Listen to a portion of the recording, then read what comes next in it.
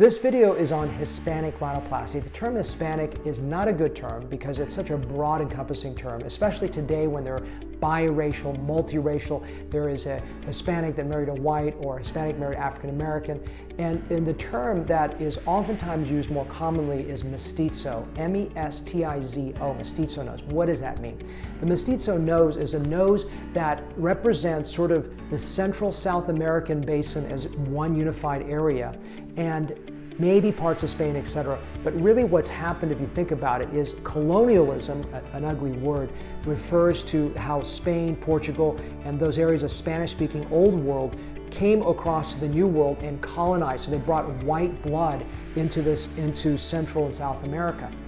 Another component are the indigenous, what we call Indians down there, but you could call it just indigenous peoples, because I think the word Indian is now no longer politically correct, especially in America we call them Native Americans or First Americans.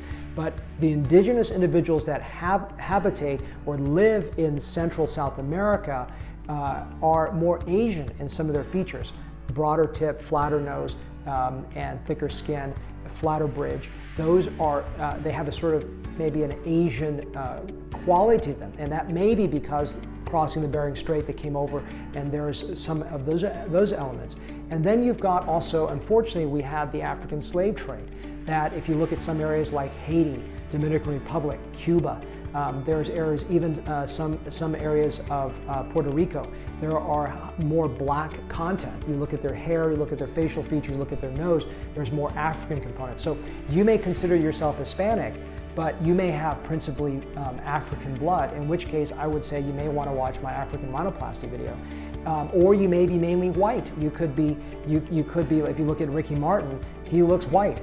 And he doesn't look, he's Hispanic, he speaks Spanish fluently, he's definitely Hispanic, but he looks more white. And so if you look really white, you may just want to watch my general rhinoplasty video. So and then you think about all those elements, the mixing of marriages and of generations that blend in African, indigenous people and white blood.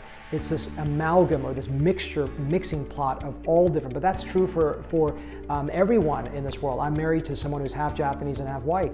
So there's that biracial component. So I don't like to throw ethnic labels, but it helps you in a categorical way understand how I approach it. So that's a quick preface, or a long preface, I should say, about Hispanic rhinoplasty. First of all, as I mentioned, I really encourage you to watch the video on ethnic rhinoplasty. I go into a lot more details about the technical aspects of how I perform rhinoplasty, as well as I encourage you to watch my rhinoplasty video, where I also talk about technical elements. What I'm really talking about are sort of these elements. So if you think about it, if you have more of the Asian or indigenous elements, you can watch my Asian rhinoplasty video. If you have more African component, you can watch the African video.